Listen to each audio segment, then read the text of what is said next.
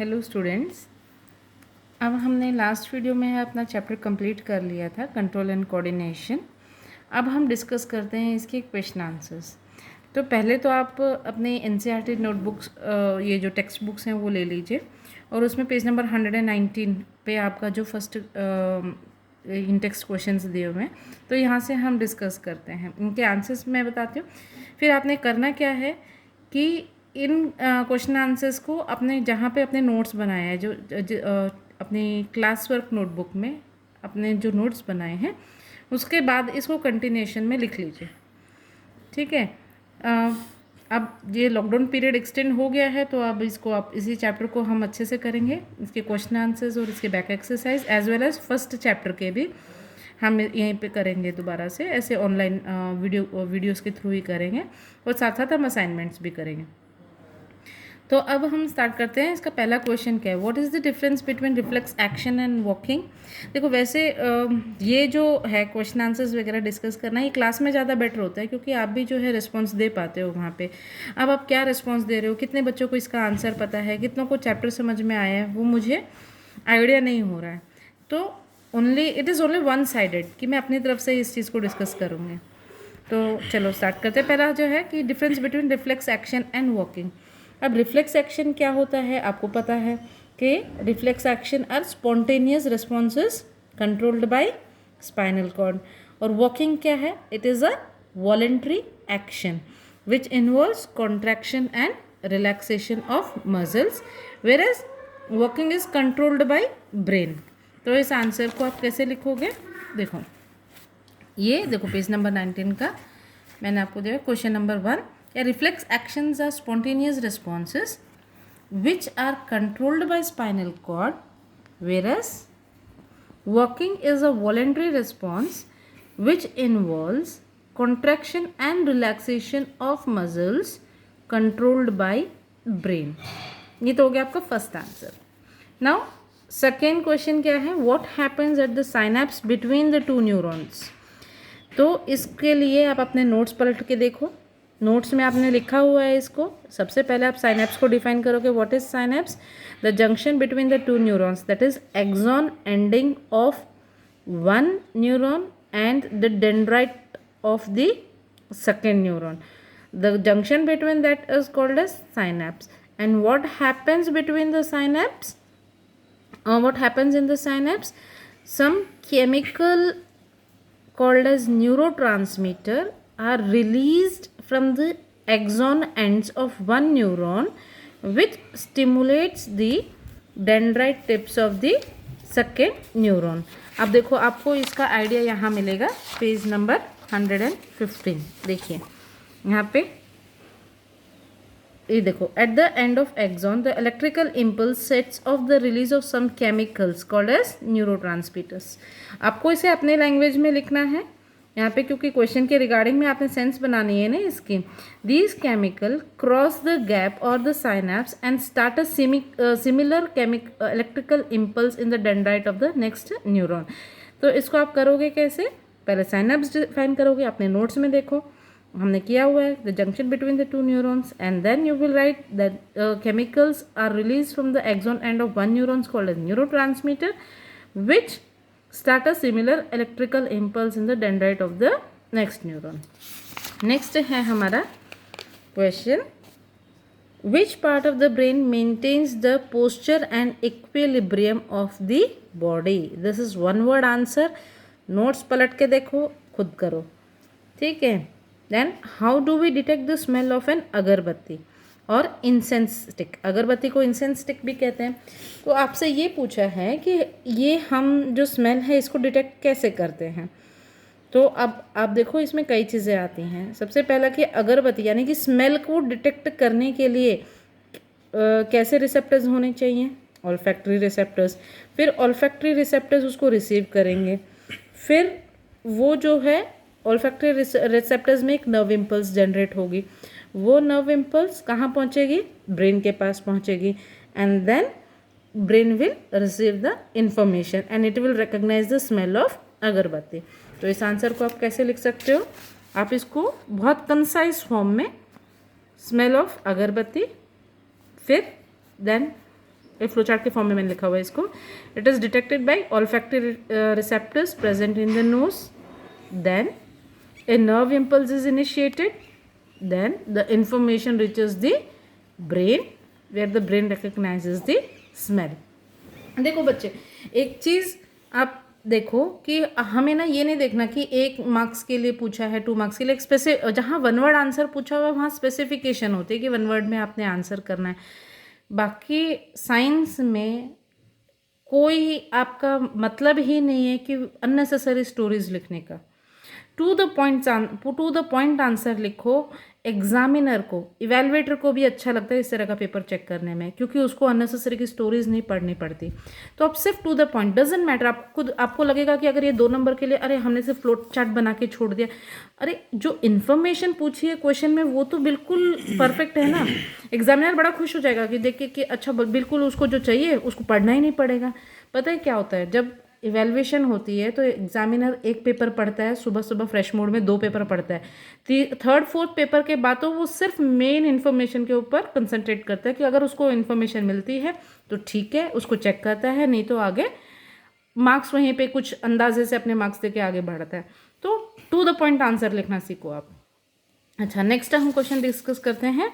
Question number 5. What is the role of brain in reflex action.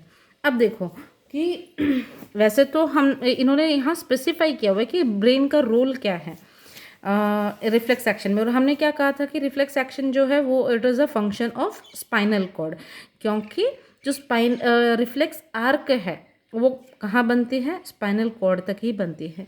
लेकिन बच्चे आप ये भी देखो कि जो अगर रिफ्लेक्स एक्शन हो गया, सपोज हमने एग्जाम्पल लिया था टचिंग ए हॉट ऑब्जेक्ट का, उसका हमने रिफ्लेक्स आर्क भी पढ़ा है.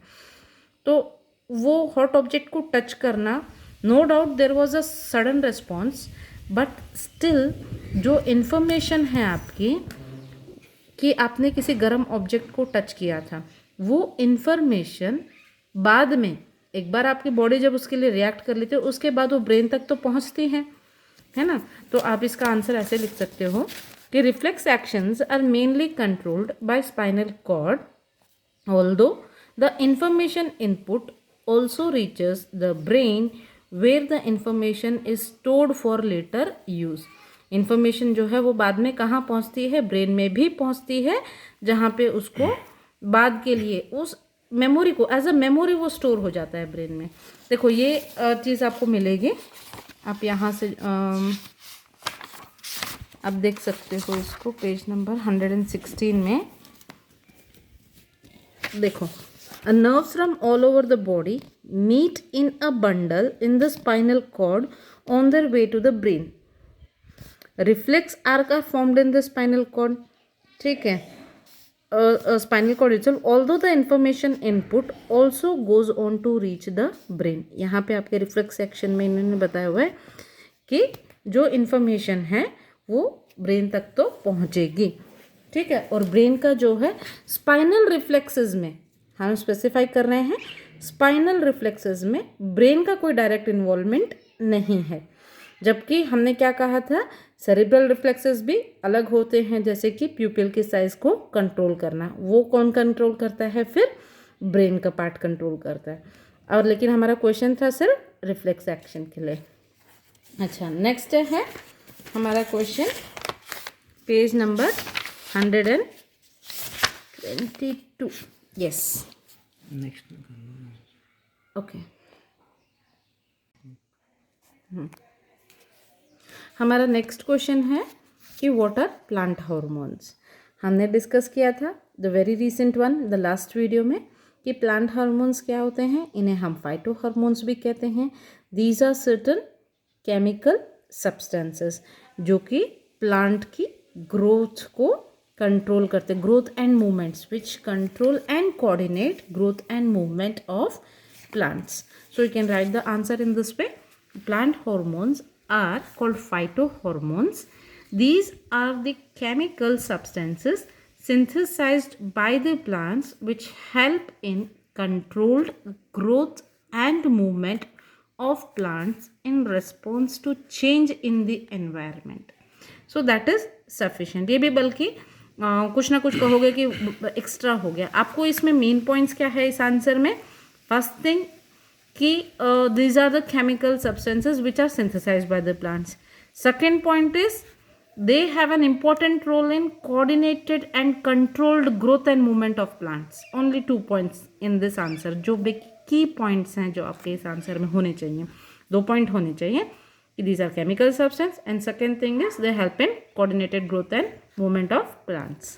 Then the next question is, how is the movement of leaves of sensitive plant different from movement of shoot towards light?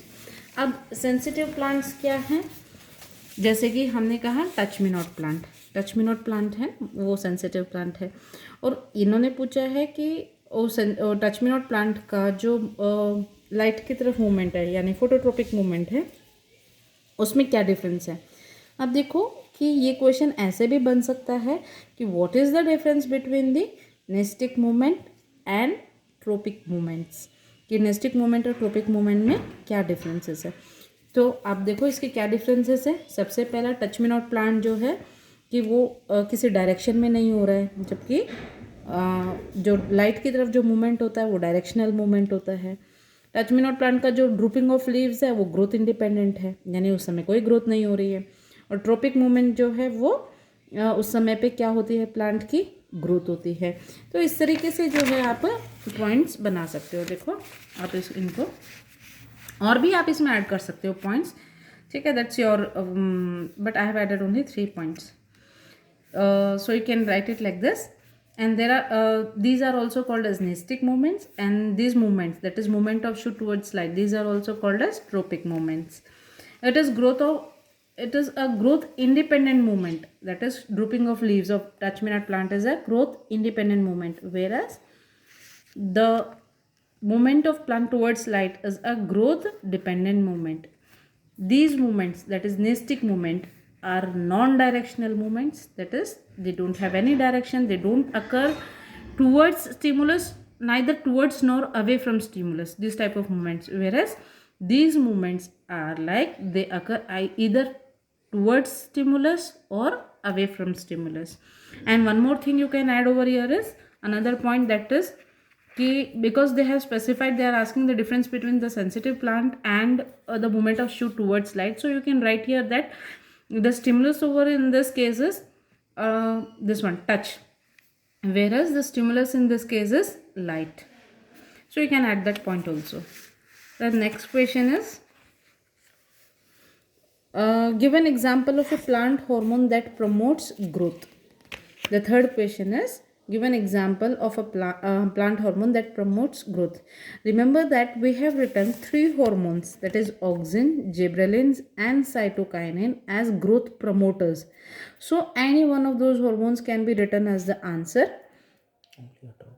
Any one of these hormones can be written as answer, that is it can be either auxins, gibberellins or cytokinins. If they ask you name some hormones which are growth promoters also, then you can write that, but they have asked only one, so you can mention auxin.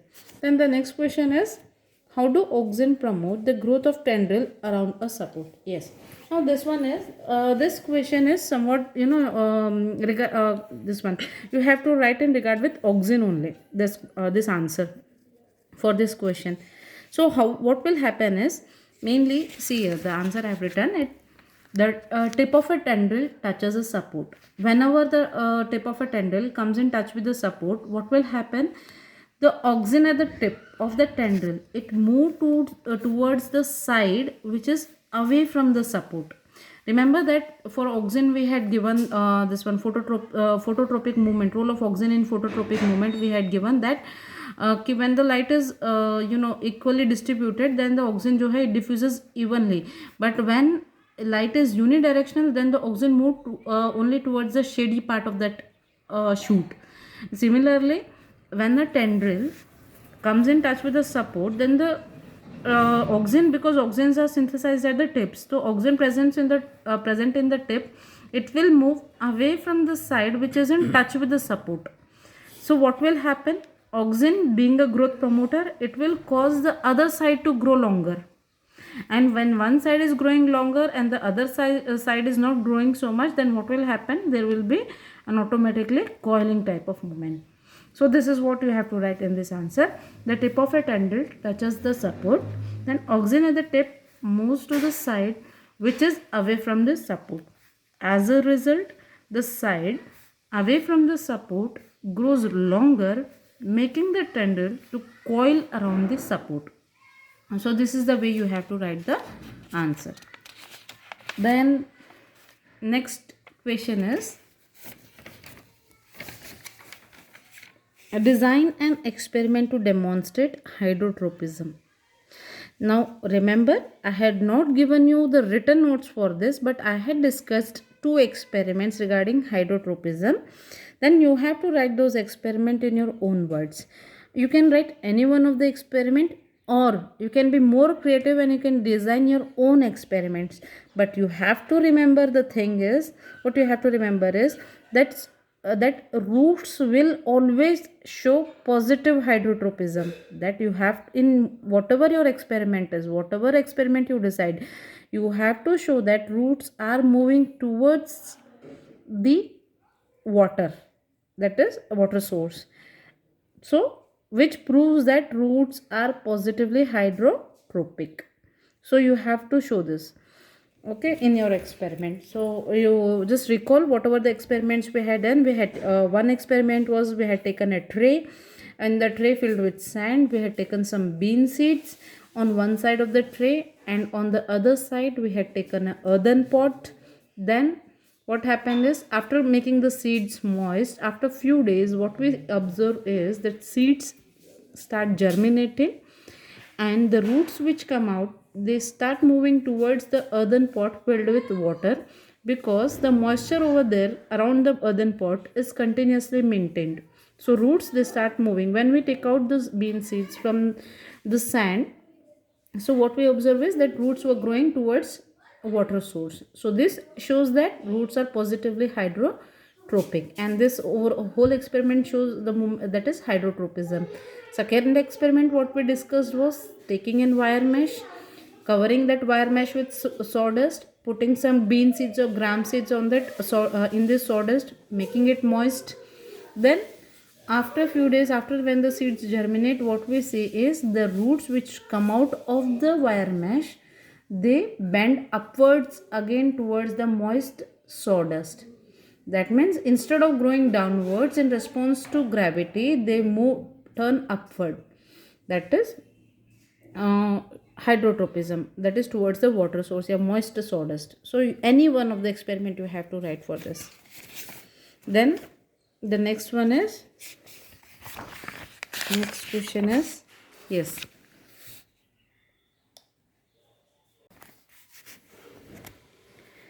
okay, now our next this one in text question are on page number 125. So the first question in that page is, how does chemical coordination chemical coordination takes place in animals? So again you can check it in your notes. We have written there that in animals, chemical coordination takes place with the help of certain chemical substances called as hormones. These hormones are secreted by endocrine glands, and these hormones are released in the bloodstream, which reach the target organs or the cell and bring out and cause the desired effect. So you can just check it out here. See, chemical coordination in animals takes place with the help of hormones secreted by the endocrine glands. These hormones are secreted in bloodstream and reach to the target organs or cell and cause the desired effect. Whatever the effect they had to bring out, that effect is caused by these hormones. Then next is, yes, what is the use of iodized salt? ये तो बहुत पुराना question है, 6th class से पढ़ते आ रहे हो कि आयोडाइज सॉल्ट क्यों खाया जाता है, why we use iodise salt.